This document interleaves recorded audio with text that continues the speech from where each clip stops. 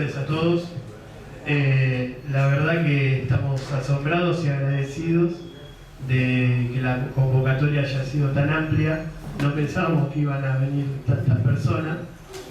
Seguramente debe ser por el doctor Zamorano, que acá es una institución del partido. Bueno, lo que les quería comentar era también que estamos muy contentos después de 3 años de tener cerrada la librería. A partir de ahora la intención es, bueno, volver a abrir el espacio, un espacio que nos parece que es necesario para el partido, para todos los militantes, para los amigos, los camaradas, que puedan venir, acercarse y bueno, contar con la literatura del partido y la literatura que, bueno, los clásicos marxistas y todo lo que sea afín para seguir estudiando y analizando el sistema y, bueno, y la realidad. Bueno, nada, como les decía, estamos muy contentos de esta convocatoria, y para la reapertura de la librería nosotros pensamos que era un buen tema abrir con la batalla de San Lorenzo, que se cumplieron 210 años, y bueno, justamente con el compañero, el camarada Carlos Zamorano, que como les dije es un militante histórico, que para nosotros es fundamental que esté acá y que siga como siempre luchando. Nos parece, bueno, que es la persona justa para abrir y arrancar con las actividades de la librería. Le dejo la palabra a Emilia y, bueno, gracias de vuelta a todos.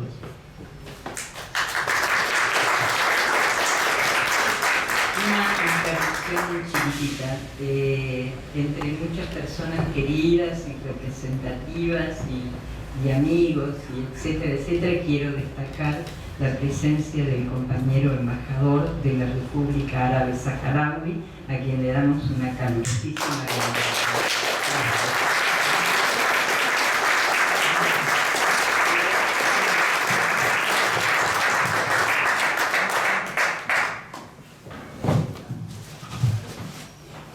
Compañeros, intentaremos, aunque sea una semblanza telegráfica, acerca de la personalidad de San Martín, pero justamente arrancando de algo que no es una batalla, como se ha dicho hace un momento, es un combate. Y es la única acción bélica que la protagonizó dentro de lo que son ahora los territorios argentinos. Y claro, para tratarse de una persona que ha realizado, ha concebido y ha desenvuelto batallas de mucha significación, todo el esfuerzo emancipador, tener que comenzar con un combate puede suscitar la idea de que es una cosa híbrida, porque las grandes batallas son comprensivas de los esfuerzos de los combates, pero sin embargo, repetemos la efeméride, en febrero del año 1813 se produjo un combate que es aleccionador de varios ángulos, incluso para dar cuenta de lo que me sugirieron que exponga, que es cómo hemos tenido que importar de Europa determinadas técnicas militares indispensables. Y San Martín ha sido el realizador de eso. Yo pienso íntimamente que si hubiera sido un bioquímico lo hubiéramos necesitado para una fábrica de pólvora, por ejemplo, o para combatir las pestes, pero era necesario que nos auxiliaran diversos especialistas. Pero cuando llegó San Martín acá en el año 12, vinieron casi enteramente todos militares, a quienes precisábamos notoriamente para ponerle un timbre a los trabajos militares que siempre existieron. Pero, por ejemplo, acá varios militares, hasta de un nombre insigne, sostenían que el soldado se forma en la batalla. Y San Martín decía, no, el soldado se forma en el cuartel, como si fuera una gran novedad lo que le está exponiendo. Efectivamente, de eso se trata. Y entonces, rotundamente, digamos, de inicio,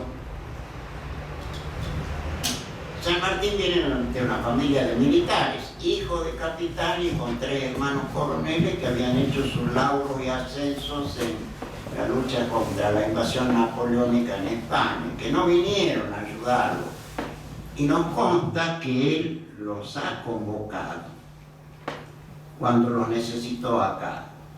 Y sin embargo, pienso yo que por razones fundamentalmente ideológicas no vieron con los ojos con que tenía San Martín, que sin duda tenía una idea concreta de independencia, de libertad, de progreso, de transformación social, etcétera, etcétera.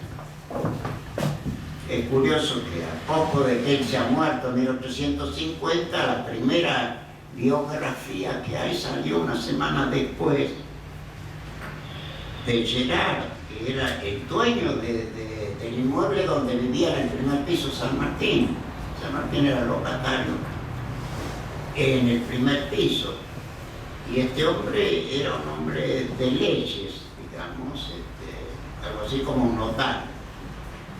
Y él culmina su breve biografía, pero muy vigorosa, del general, diciendo sentía una gran simpatía por los proletarios. Bueno, eso dice quien lo conocía bastante.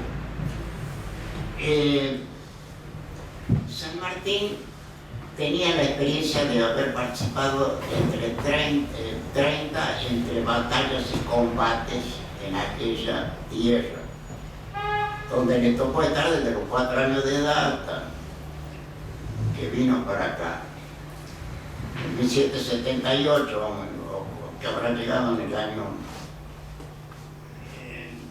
1782, supongamos, a España, hasta el año 1812, desde el año 1778 hasta el año 12, ha estado combatiendo allá y desarrollando obviamente la técnica europea, y había llegado al grado de coronel. El triunvirato le encomienda que conforme un regimiento, que era el regimiento de granaderos. Es un regimiento que tenía que imbuirse de la táctica europea, y hay varios autores que dicen que San Martín prefería a los hombres de las mejores familias, que fueran de talla alta, claro, para prolongar la acción del sable, montado a caballo, puede ser que así lo haya establecido.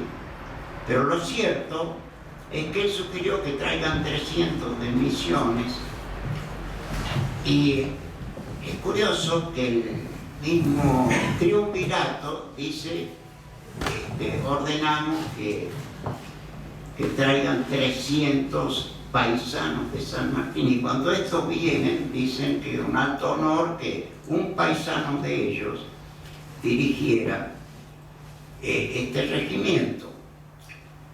Y aclaran mejor todavía, somos nosotros tan americanos como ustedes, nada más que hablamos otra lengua. Claro, la lengua guaraní, ¿cuál van a hablar? Y como buscar un tucumano que hable en santiagueño, no lo van a encontrar. Me parece. Y bien, este regimiento ha participado de todo el resto de la lucha independentista, es decir, supongamos la batalla de Chacabuco, de Maipú, de Riobamba, de Ayacucho, de Torata y Moquegua, por ejemplo, y a las que ustedes quieran recordar, ahí participaron. Llegó un momento, ustedes saben que la batalla de Ayacucho, en diciembre del año 24, es la que finiquita, según se dice, las luchas bélicas por nuestra independencia en todo el subcontinente. Es decir, el acta de capitulación abarca todo el territorio, pero después se resistieron algunos que estimaban que no debían admitir esa capitulación porque eran extraños a la filosofía que sus propios generales habían firmado en el acta, ¿no? Como por ejemplo la nieta en el Alto Perú, que tenía la friolera de 5.000 hombres, una organización muy relevante, y que se negó. Lo mismo Rodil, que nada menos que detentaba la fortaleza del Callao de 400 cañones adentro, y que era una fortaleza inmensamente determinante.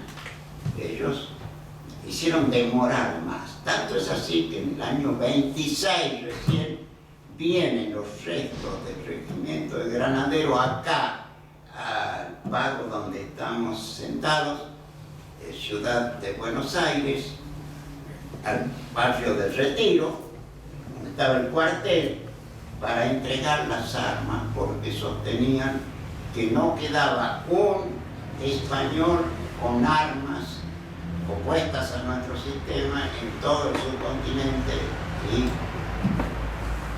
ya lo habían muerto a Olañeta. Rodríguez se había rendido después de que ha perdido casi toda la población que estaba en el Callao de hambre, etc. Y entonces estaban comandados en ese retorno que hicieron después de haber peleado en el Ecuador, por ejemplo, en Riobamba, Pichincha,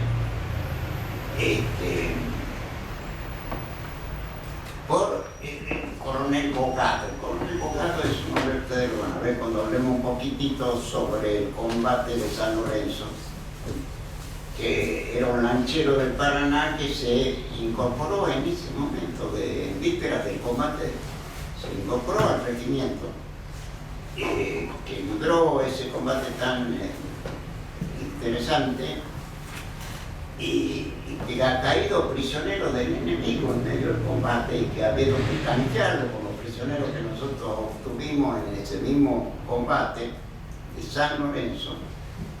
Y bueno, y él ha llegado a ser el coronel que trajo a estos compañeros, entre los cuales había 7 de los que habían partido originalmente desde Retiro y que habían peleado en el Ecuador, etc. Entonces, creo que podemos ingresar ya a dar una sensación. Por ejemplo, este coronel Bogado, que había llegado a ese grado siempre ascendiendo en combate, después de que ha rendido las armas acá a los cuarteles para retirarse a la vida ordinaria, porque ya habían dedicado 13 años a pelear y ya no había con quién pelear. Bueno, pero él se fue al Brasil y peleó en la batalla de Ituzaingó. Para dar una aproximación de lo que ha sido esto, cuando vinieron y dejaron las armas en el cuartel, traían 3 prisioneros, ellos. Eso es lo que habían entregado el Callao, nada menos, le habían entregado al enemigo. Había una cantidad de oficiales realistas prisioneros ahí en el Callao y le entregó el poder y todo eso. Y entonces los liberaron a los presos y se han hecho dueños del Callao, nada menos. Después fue liberada. De ahí que salió el nombre de Rodil, que es una figura del Callao, hasta que se rindió. Pero mientras tanto, se traían 3 prisioneros de los que habían entregado el Callao, que Rivadavia los hizo fusilar enseguida. ¿Cómo se desenvuelve esto del combate de San Lorenzo?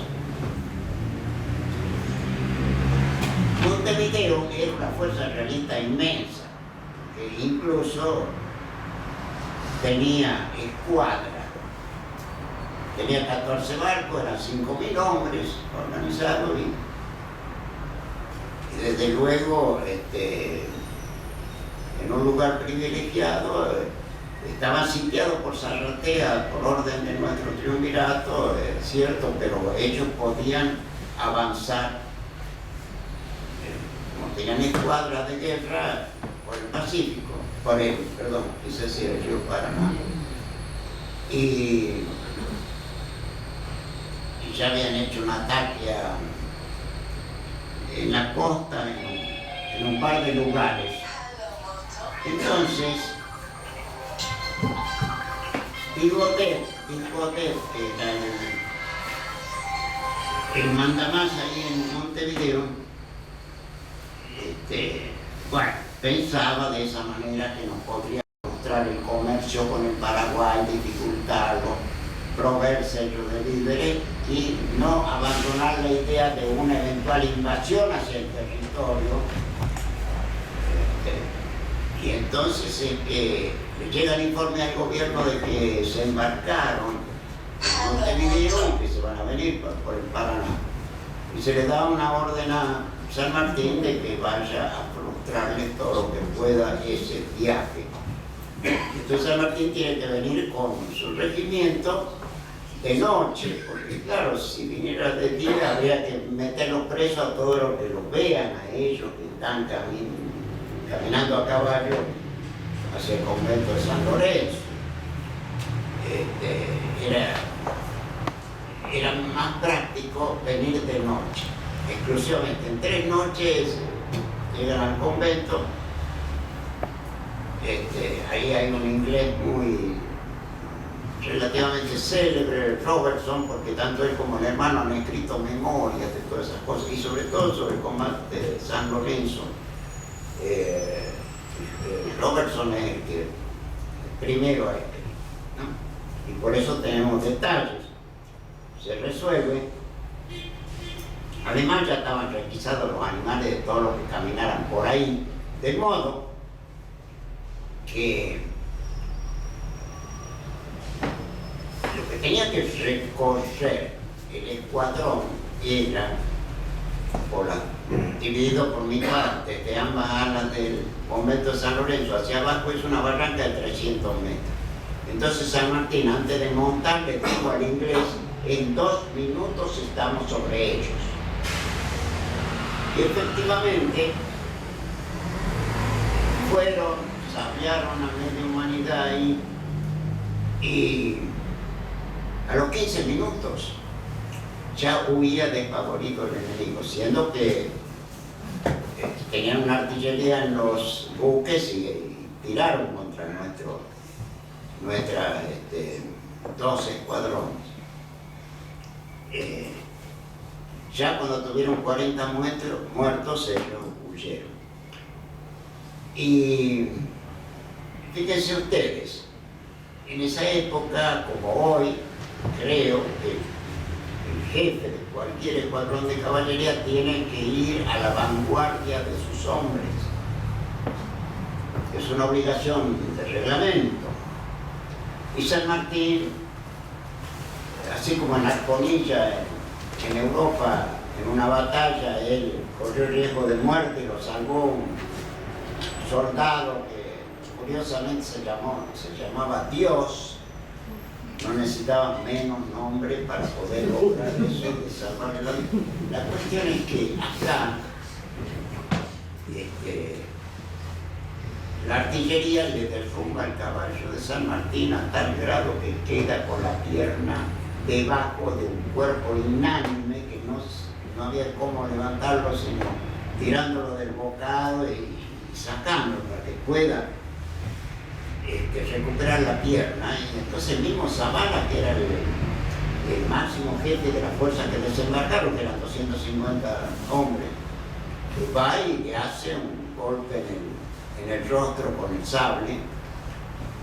Bueno, sin embargo, San Martín termina salvando la vida sencillamente porque Cabral se baja de su caballo, va y auxilia para retirar. Cuando tienen que escribir el parte de la victoria, fue al dictado de San Martín porque Necochea tuvo que escribir porque San Martín no podía mover los dedos del brazo que había quedado debajo del animal. Ustedes se imaginan cuánto puede ser 400 kilos que se caen encima. Bueno, es una cosa. Todo esto se hizo en un contexto que era la Asamblea General Constituyente del año 1813, que estableció bandera, escudo, moneda e himno nacionales, entre tantas otras cosas que ustedes recuerdan que eran muy avanzados, progresistas, de la libertad pública y de los derechos humanos, como la libertad de vientre, por ejemplo. Hay un autor español, Torrente, bastante relevancia, que en el año 1830 hizo esta semblanza acerca de San Martín. En 1830, en el año 23 ya San Martín se había retirado del escenario sudamericano, ¿no? Y él dice, desde entonces, o sea, desde el combate de San Lorenzo en 1813, este caudillo tomó aquella arrogancia para lanzarse a nuevas empresas hasta adquirir una funesta nombradía. Para mí está muy acertado y bien planteado, visto desde el enemigo, que es tan importante escucharlo al enemigo, ¿no? Y bueno, en el año 1901, trasladado ya al plano artístico popular, Cayetano Silva, un violinista, compone la marcha San Lorenzo, año 1901. Y recién en el año 1907, Carlos Penielli escribe la composición poética, que es la letra de esa marcha.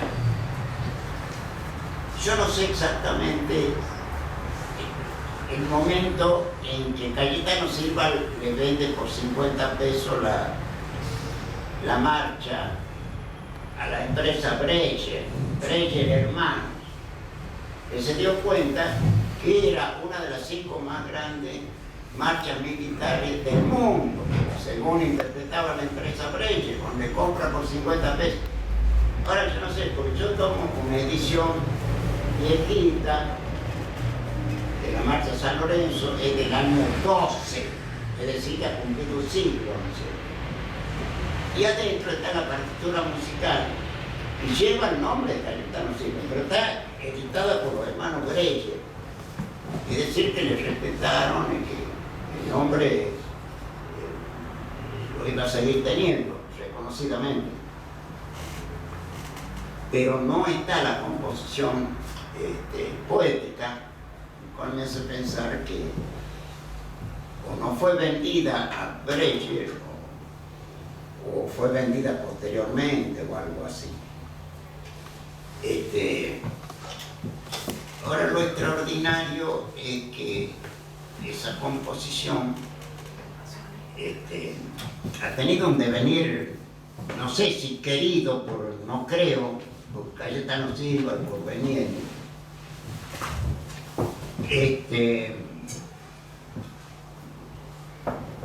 Y Y encima con esos versos de Benieni donde dice: y la voz del gran jefe a la carga ordenó, y que se amolda perfectamente al ritmo y todo eso.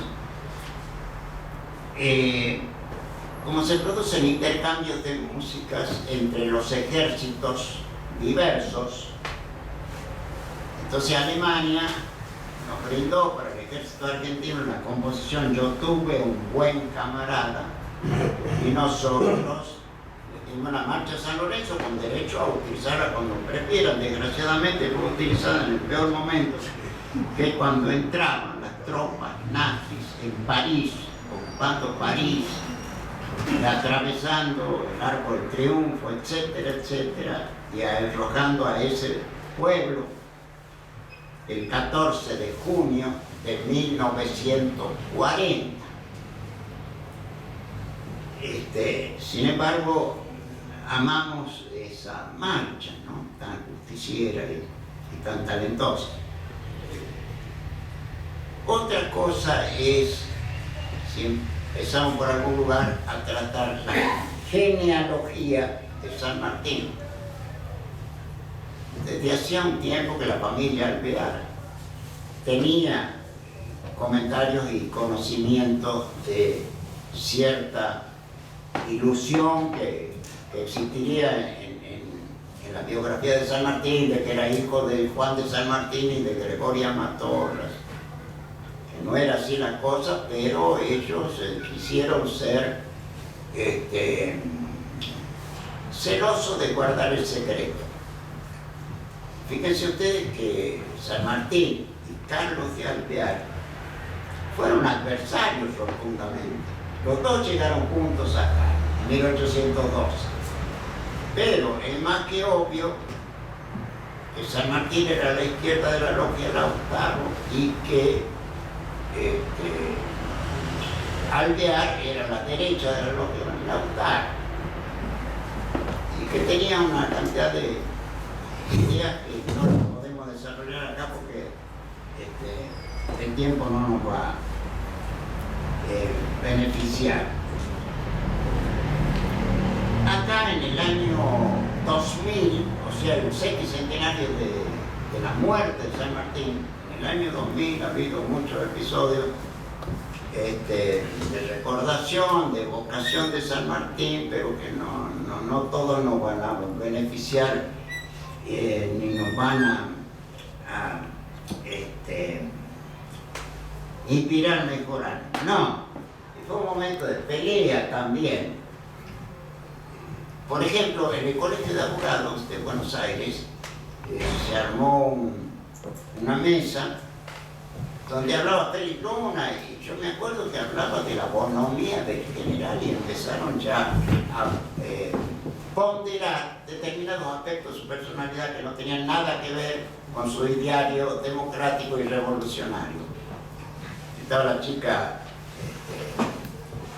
Di Pasquali, que era miembro de la Academia Nacional de la Historia, autora de libros sobre San Martín, y ella trataba de retrucarle.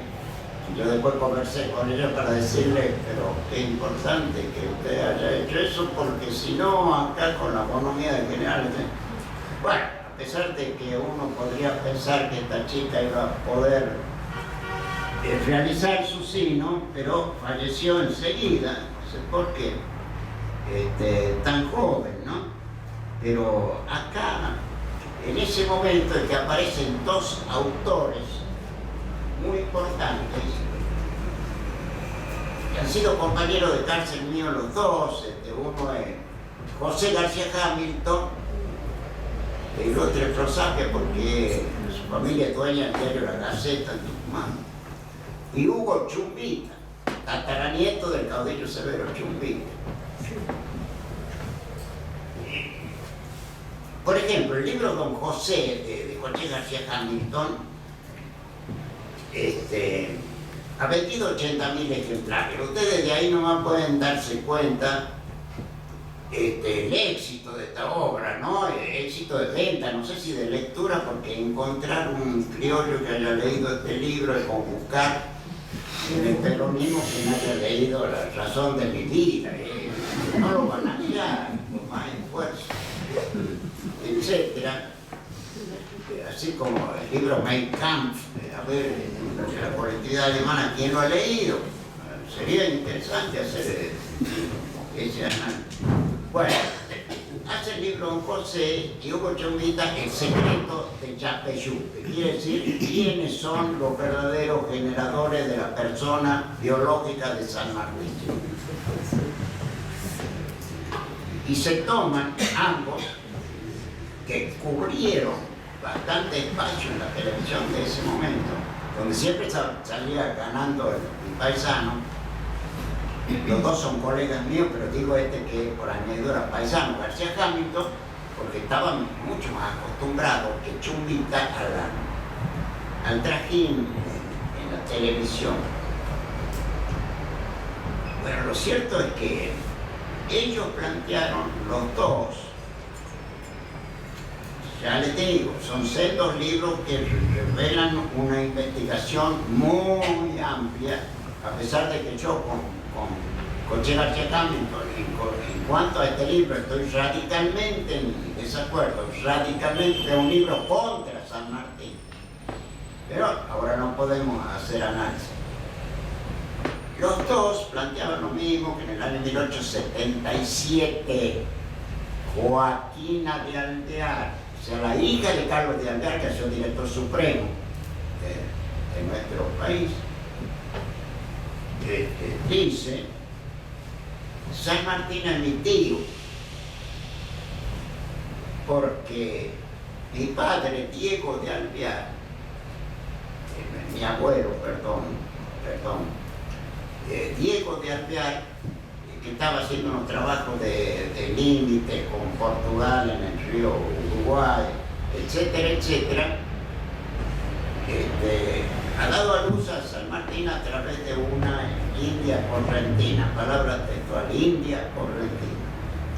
Y bueno, Hugo Chumbita trabajó alrededor de la personalidad de Rosa Guarú, que era la nodriza de San Martín, porque después de que Diego de Alvear le regaló el bebé a la familia de San Martín, y que lo tomaron como hijo propio, y el hecho de que no está la fe de edad, o como se denomina el registro parroquial ahí en Yapeyú, cosa que ocurre también con uno de los hermanos de San Martín, es porque los portugueses atacaron e incendiaron en Yapeyú varios elementos propios de la historia de ese pueblo, etc. De modo que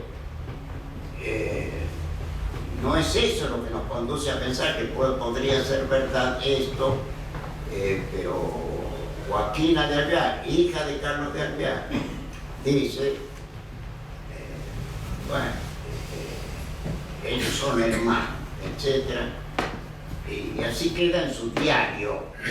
Y después, cuando la generación siguiente nace y se desenvuelve inmensamente Marcelo Torcuato de Alvear,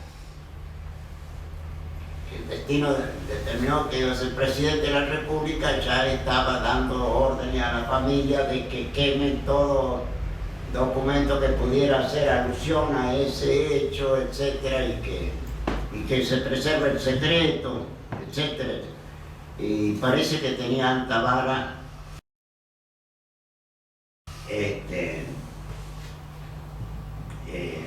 don Marcelo, como les decía Hipólito, y digo, hay que rodear a Marcelo.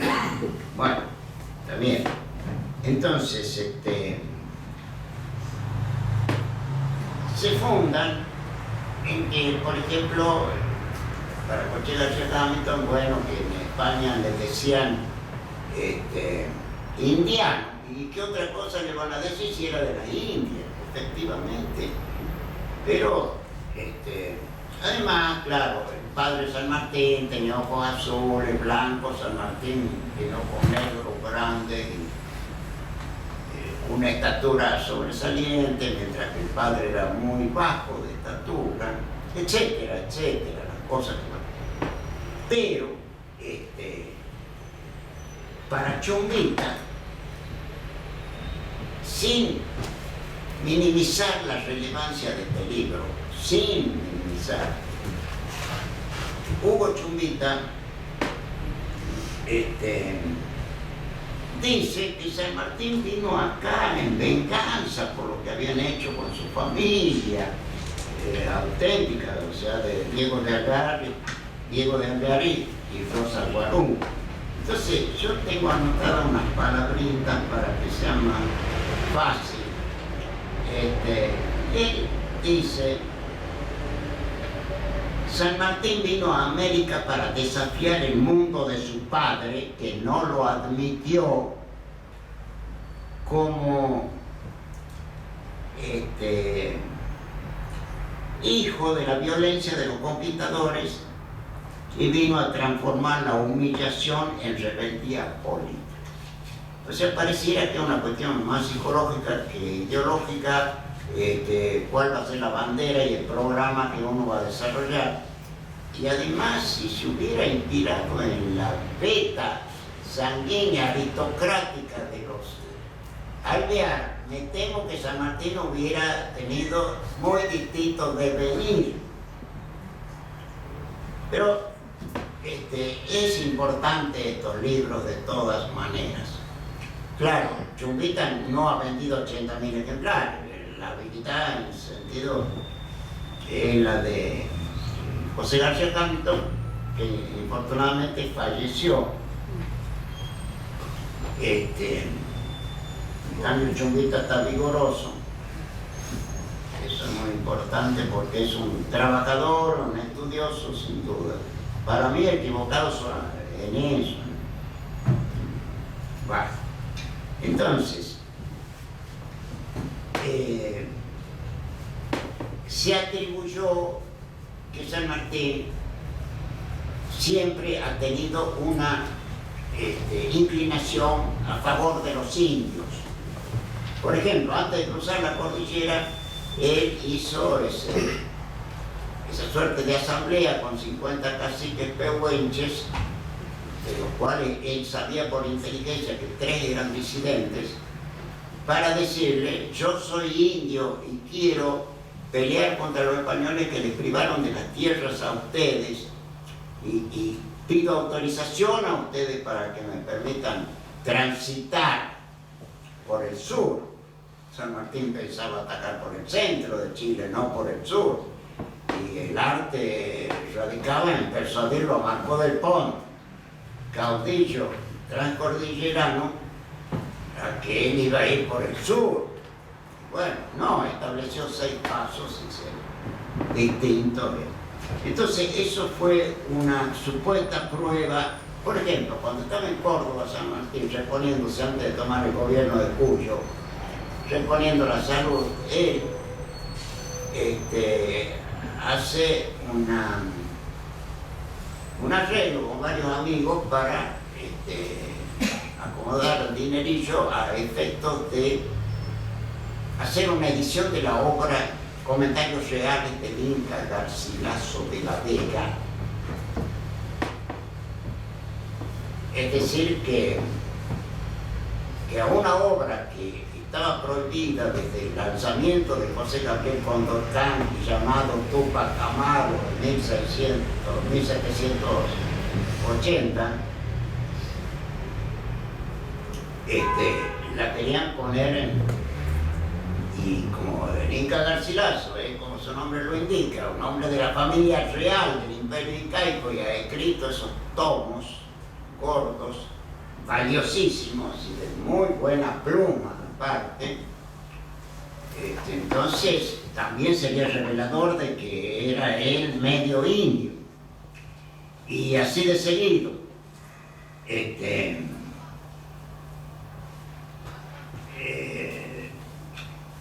Yo le voy a decir una cosa: si vamos a ver la voz, este vocablo Lautaro, la logia Lautaro, a la cual estaba afiliada San Martín, Alvear, Zapiola, etcétera, etcétera, parece que el vocablo, según dice Vicente Fidel López en su obra historiográfica gigante, que Lautaro quiere decir pase a Chile, que los que se afiliaban a Lautaro daban a entender muy sintéticamente que ellos veían la acción por el oeste, ¿no? Bueno, entonces, aparte, cuando Belgrano planteó en el Congreso de Tucumán de 1816, que declaró la independencia, ha sido convocado Belgrano, que no era diputado, para que explique cómo está la situación en Europa, y él sugirió la monarquía incásica, y radicarla con capital en el Cusco, que Perón dijo, San Martín dijo, andan peleados el mundo, los dos, lo llaman San Martín dijo, las ventajas son geométricas. Entonces el porteño Mitre sacó la conclusión de que estaba diciendo una ironía en general, de que las ventajas son geométricas. Con eso que decía que era una pavada, lo estaba diciendo Belgrano. O sea, entre los porteños no se entendía, ¿no? Bueno, la cuestión es que San Martín ahí impulsaron al diputado cuyano que estaba en ese congreso para que adhiera lo más vigorosamente posible a la línea que había dado Belgrano en ese momento, o sea, hacia la monarquía incásica. Y ocurre que en el propio himno nacional, que la Asamblea del año 13 le convirtió en himno al poema de Vicente López y Planes, dice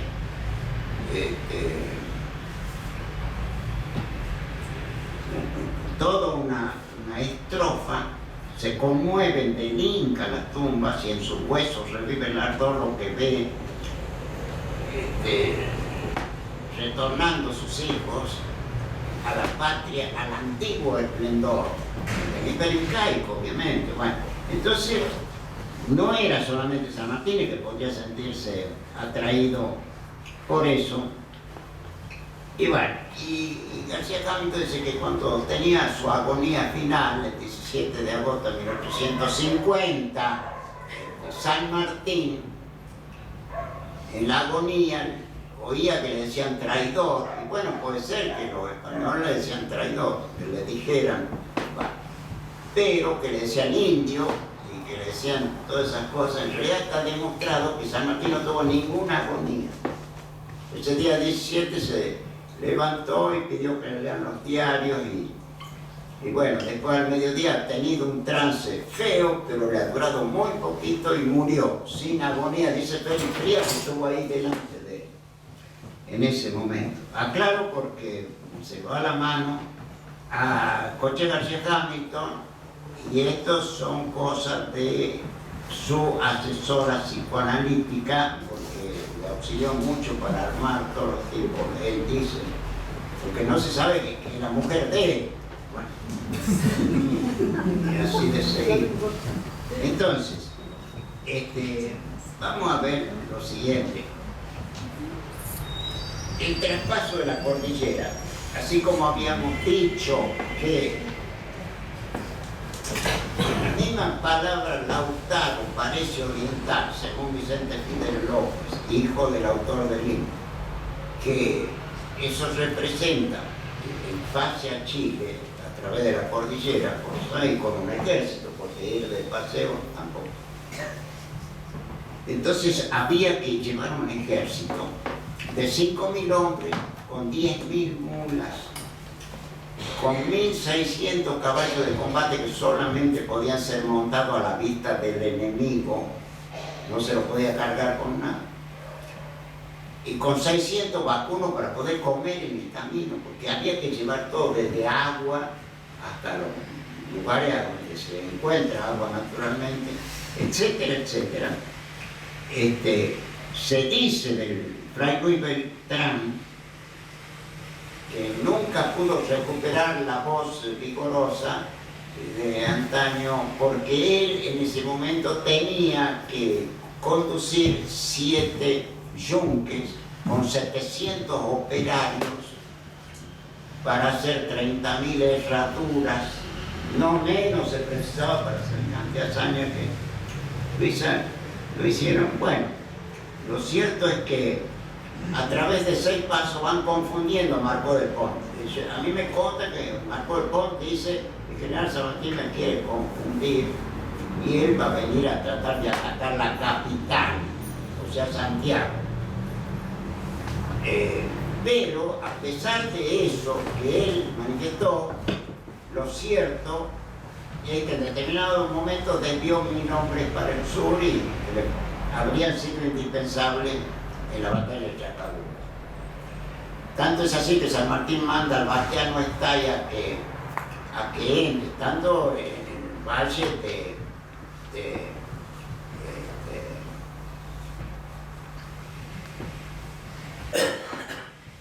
la montaña, aledaño a la montaña, lo manda a Estalla para que verifique adentro de la ciudad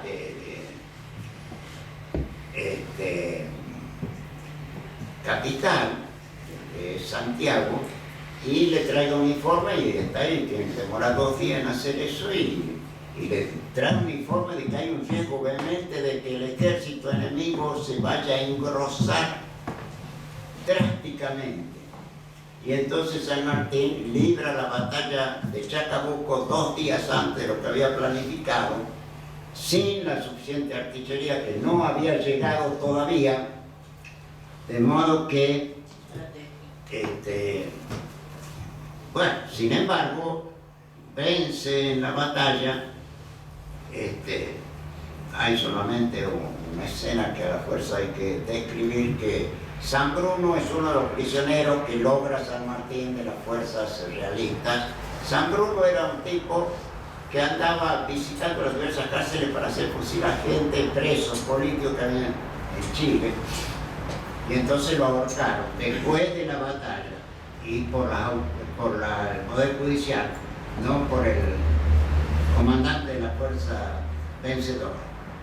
Entonces, como ha ocurrido en otras oportunidades, frecuentísimamente, cuando nosotros librábamos algún combate o batalla positiva, el Imperio Español, o sea, rotundamente el Perú y su capital Lima, proveía de nuevo un ejército importante que vaya al lugar a reemplazar a los caídos.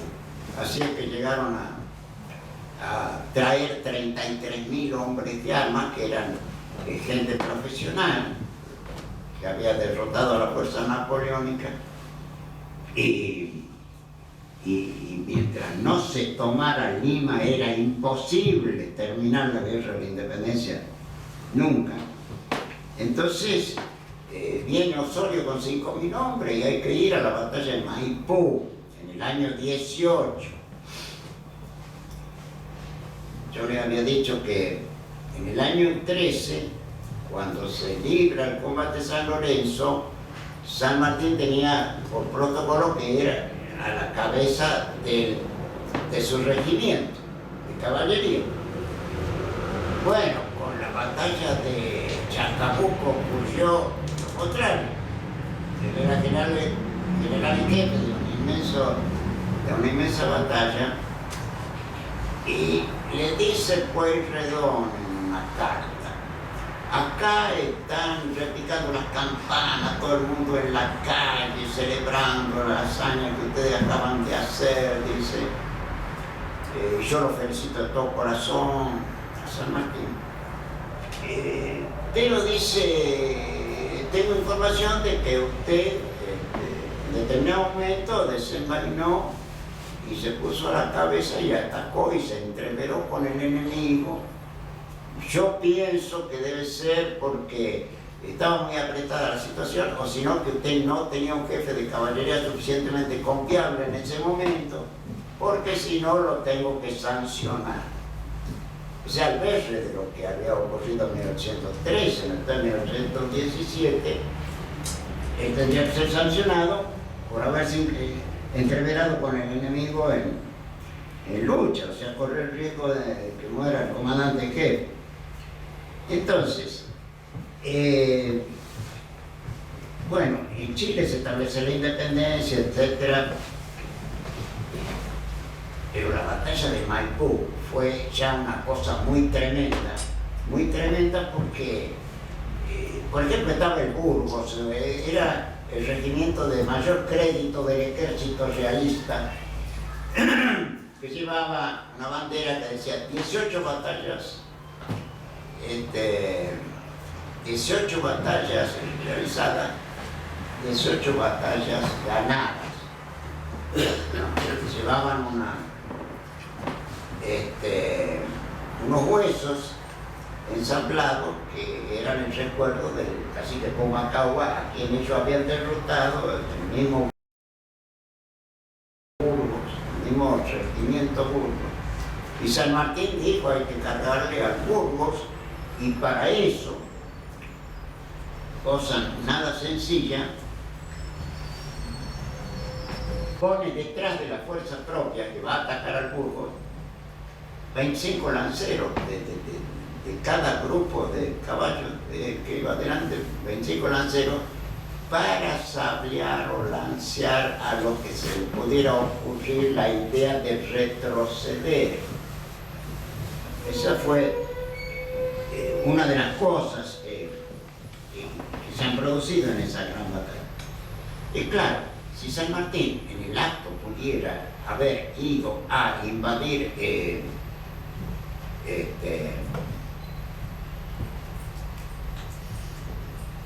Perú, bueno, hubiera sido de lo más oportuno, porque acababan de ser derrotados 5.000 hombres del Perú, tener 5.000 hombres menos, pero no, se demoró 2 años en poder comprar una escuadra y tener barcos y poderlo trasladar al ejército en barco, etcétera, etcétera.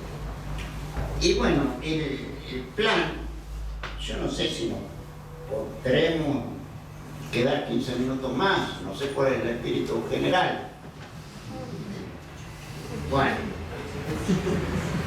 porque el plan de cruzar la cordillera nomás ya de por sí era una cosa de lo más discutible, ¿no? Pero sobre todo porque Marcos del Pont también quería cruzar la cordillera en sentido inverso y atacarlo a nosotros. San Martín hacía inteligencia para que se estimule ese espíritu en Chile de que se vengan por la cordillera para atacar en un territorio que consideraba que era más beneficioso para poder librar el combate, la lucha. Es decir, las ideas eran, primero, que San Martín no había publicado nada con respecto a cruzar la cordillera, aquello que dice Vicente Fidel López de que San Martín en 1814 ya había dicho en una carta a Rodríguez Peña, vea, acá seguir peleando por el Alto Perú para llegar a Lima es un error grave. Acá hay que tener un ejército chico pero consistente que vaya a cruzar la cordillera y se haga del poder con miras a pasar por agua a Lima. Porque se le demostró al propio Vicente Fidel López que él no ha podido nunca presentar la carta esa de San Martín supuestamente a Rodríguez Peña, y al último terminó diciendo: a mí me parece que yo la tengo transliterada del recuerdo de que San Martín me dijo, de que el destinatario Rodríguez Peña había dicho que San Martín mandó sacar. No, eso fue elaborado más o menos silenciosamente por San Martín. Entonces el autor, técnicamente dicho, de cruzar la cordillera con un ejército es Guido, que le escribió su proyecto al secretario de de guerra de la nación. Y tanto es así que Guido Hispano, el poeta famoso, que es hijo del general Guido, ha reclamado muchos años después la coautoría para su padre, etcétera, etcétera. Entonces, en medio de esto se produce el fenómeno de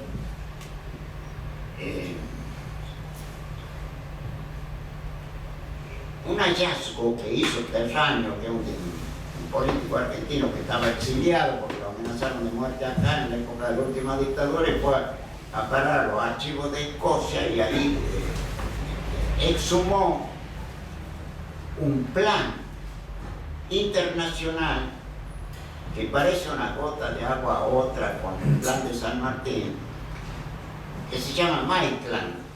O sea, el almirantazgo británico estaba interesado en proyectos y es del año 1800. San Martín lo hizo en 1817. Y bueno, la cuestión es que Maitland dice que hay que venir, tomar el poder, porque así era necesario en ese momento, previo a la revolución de 1810, etc., tomar el poder en Buenos Aires y lanzarse hasta la ciudad de Mendoza, que la tenía muy bien ubicada él, desde la lejana tierra de Londres, por ejemplo. La ciudad de Mendoza, ahí armar un ejército y cruzar la cordillera, y que por agua le tenía que venir una parte que a través de la escuadra marítima de guerra, y pasar al Perú y tomar Lima, etc. Plan inglés. Y bueno, es posible. Se formula la pregunta, el propio Terraño, ¿lo habrá leído San Martín al plan de Maitland? No interesa, les juro, para mí, porque planes se pueden hacer en el papel, ya de por sí un aporte importante. Este hombre era Maitland era un diputado, ¿no? O sea, un político y un hombre de guerra de la Marina. Lo cierto es que hay que ejecutarlo, y no es pequeña cosa pasar desde el papel a llevar un ejército con 21 cañones, incluso por cumbres de 5.000 metros de alto y con una temperatura infinitamente baja, etcétera, etcétera. La cuestión es que todo eso ha dado lugar a debates que no lo vamos a poder desenvolver.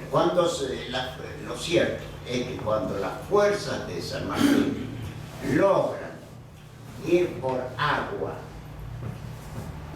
hacia el Perú, lanzan el plan primero de bloquear el Callao, que es una fortaleza monumental, bloquearlo, sitiar Lima y lanzar la expedición a la sierra con el famoso general Arenales, que hizo 1000 kilómetros de combate por la sierra, con grandes éxitos. Ica, Nazca, Pasco, nuestras calles lo pueden traducir, ¿no?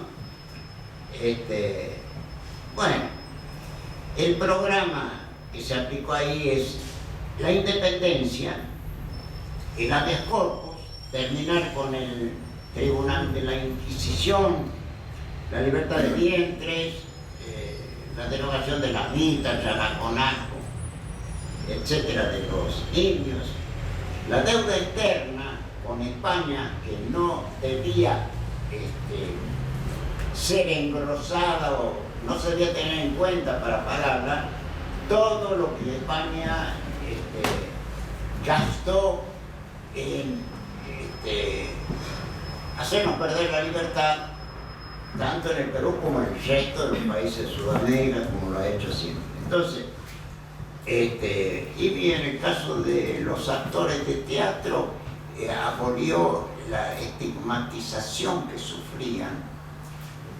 Acá en la AAA, la Asociación Argentina de Actores, no te enojes, Héctor, porque la Asociación Argentina de Actores, hay una placa que recuerda que San Martín, siendo protector del Perú, estableció normativamente que El actor de teatro ingresaba a la vida social con enteras y magníficas expresiones, que no se debía tener en cuenta esa tacha de infamia que lo perseguía. Yo no conozco porque cosa del teatro no entiendo. Bueno, yo les quería decir una cosita. Por ejemplo, San Martín manda a un jefe subordinado a él un correo y cae en manos del enemigo. Y el enemigo lo aprovecha muy bien desde el punto de vista de publicidad. Es el siguiente correo. Es necesario que desaparezcan los grandes propietarios, siempre enemigos de toda mutación, para no perder lo que tienen, ¿no?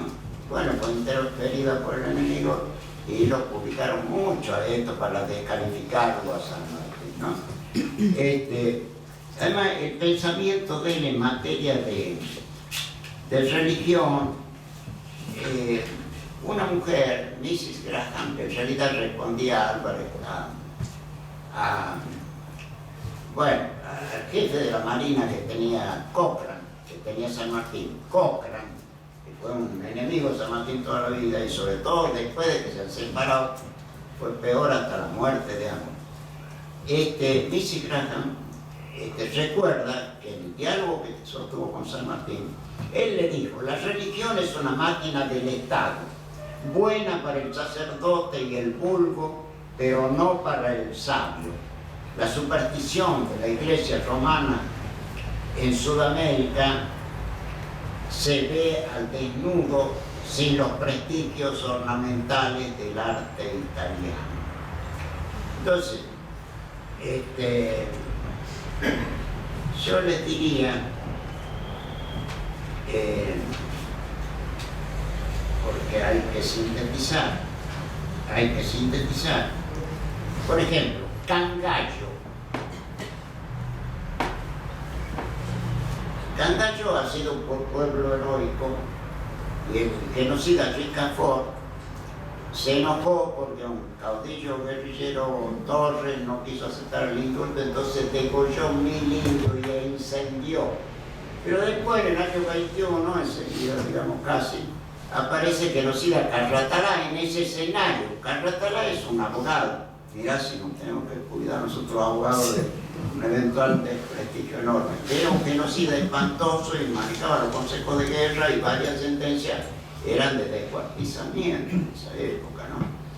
Bueno, él es el que hace el segundo incendio en Cangallo, y el bando horroroso que lanza es que nunca queda prohibido por nunca más construir en ese lugar, y queda borrado el signo de Cangallo de todos los mapas, y en consecuencia, por haberse alzado 3 veces contra el altar y el trono, quedaba absolutamente extinguido. Bueno, acá Rivadavia dijo que a una calle importante de Buenos Aires había que ponerle aquel nombre de aquel pueblo para que no se cumpla la profecía de Carratalá. Y así hemos vivido hasta que hace unos años hubo el problema de que golpeaban el bombo y decían: no, ahora le vamos a poner Teniente General Juan Domingo Perón. Y nosotros, que somos tan flexibles, le dijimos: pero si está bien que haya una calle que lleve el nombre de Perón. Segundo, si quieren ponerla ahí donde está Cangallo, pónganla ahí, pero automáticamente, contemporáneamente deben establecer el nombre de Cangallo en una calle importante. No, le han dejado 100 metros. Y está ya la placa otra vez que dice Cangallo, 100 metros. O sea, le han amputado 45 cuadras. Y no había cómo persuadir en ese momento. Bueno, nos recontra ganaron el partido, por supuesto, ¿no? Bueno, y la conferencia de Guayaquil, por último, que habíamos dicho que vamos a avanzar, nos quedan unos 10 minutos. La conferencia de Guayaquil, el año 1822, son 6 horas que han definido mucho la situación. Se han encontrado San Martín y Bolívar y a partir de ahí han salido 2 versiones. 2 versiones. Porque con respecto a lo que le ha dicho San Martín a Bolívar en esa entrevista, está claro porque hay documentos. Y lo que dice Bolívar a su gobierno, que ha hablado con San Martín, está claro porque están documentos que fueron exhumados en el caso de Bolívar en el año 1905. La famosa relación que escribe Pérez, que era su secretario, al dictado de Bolívar, donde dice: San Martín ha venido con preguntas débiles e inconexas, mezclaba motivos fundamentales con motivos triviales, no pidió nada, vino exclusivamente de visita y además está de acuerdo con que Guayaquil quede bajo la soberanía de Colombia. Todo eso era exactamente el reverso de lo que San Martín había expuesto, y entonces la prueba por excelencia que siempre hemos tenido es la carta denominada Carta de Lafont. Lafont era un publicista que en un libro que él hizo de varios tomos y que ya se llegaron a vender 40.000 ejemplares,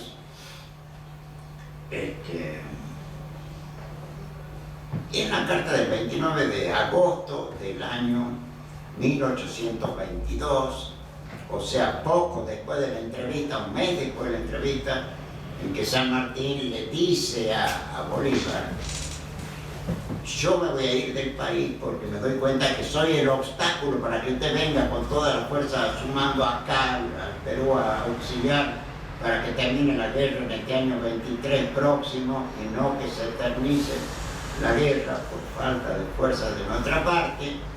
Y con respecto a Guayaquil, no renuncio a que yo soy el protector de Guayaquil, porque así los revolucionarios que establecieron ahí la independencia me han declarado, etcétera, etcétera. Esa carta de Lafont es un dolor de estómago para un ente belicoso como no hay otro que existe en este mundo, que es la Academia de la Historia de Venezuela. O por lo menos, podemos decir que en cuanto abre la boca, acá la Argentina se arrodilla, no crean que lo exagero, se arrodilla. Entonces, ellos han combatido la Carta de Lafont, y cuando el embajador argentino en el Perú, Colombres Magno, ha logrado unas cartas reversales entre San Martín y Bolívar, que vienen todas a ser coetáneas a la Carta de Lafont, que se llama Carta de Lafont porque no hay original ni copia coetánea ni nada hasta ahora. Y entonces lo impugna la Academia de la Historia de Venezuela.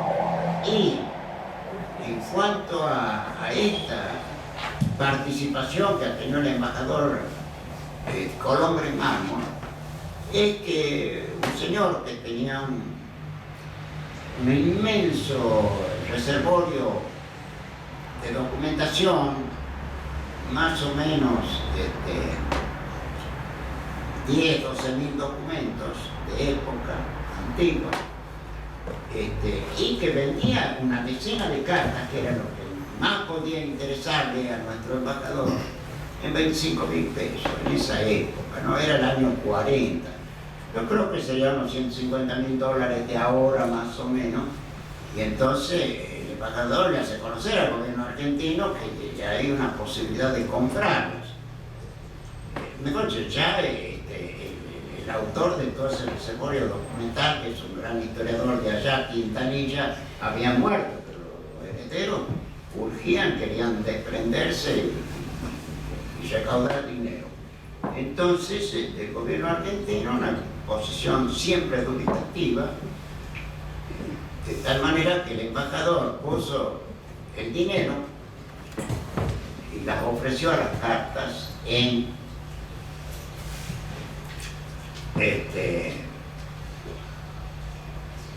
donación al gobierno argentino. Y hasta ahora, han pasado 82 años, no le fue aceptado por el gobierno argentino por el terror que puede ocasionar de que se vayan a lanzar en armas la Academia de Historia de Venezuela. Entonces, ¿cómo vamos a poder ganar un campeonato de fútbol si no podemos enfrentar comisiones? Yo lamento no poder extenderme ya porque el reloj me indica que debe terminar todo esto. Simplemente recordarles algunas cosas mínimas, porque estando en Europa, en París, San Martín prefirió retirarse cuando fue la revolución de 1848. Claro, el año 48 tenía 70 años de edad, estaba virtualmente ciego, tenía que leer los diarios, etc. En esas condiciones prefirió con su familia retirarse, pero él aclara, por ejemplo, al general Pinto le manda una carta y le dice: la verdadera contienda que en el día existe es puramente social, del que nada tiene contra el que posee, por las predicaciones de los clubs y millones de panfletos, a lo que se agrega la miseria de millones de proletarios. O sea, está bien, él veía que corría un riesgo su familia, se quedaban ahí, pero aclara, esclarece, y por ejemplo al general Castilla, que era presidente del Perú en ese momento, le dice: todos los habitantes que algo tienen que perder desean que continúe el estado de sitio, prefiriendo el gobierno del sable antes de caer en poder de los socialistas. Bueno, por último, les quería contar que hace escasos días, en una contratapa del diario Página 12, escribe Mabel Cariaga, que es hija de una de las madres que han fundado la asociación y que han perecido en un vuelo de la muerte. Bueno, Mabel Cariaga formuló un homenaje a Weimar Smukler, nuestro camarada que ha muerto hace escasos días. Como recordarán, era el presidente de la Asociación Americana de Juristas continentalmente. Y ella toma un poema de Hamlet, donde habla de los indispensables. ¿Quiénes son los indispensables? Bueno, yo pretendo tomar otro poema de Hamlet, Lima Quintana, nuestro compañero,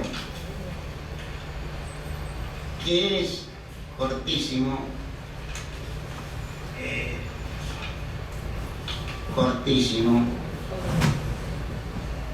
vaya a saber a dónde lo puse, ¿no?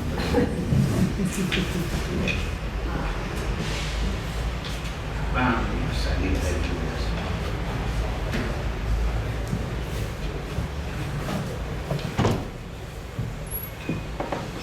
Que a mí me gustó tanto, bueno, Hamlet mismo me lo recitó.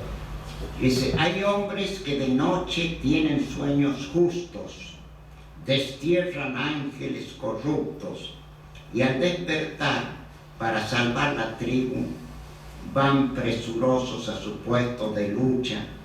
Esos que son así son los hombres libres. Y bueno, yo lo considero así a nuestro general. Eso es todo, compañero.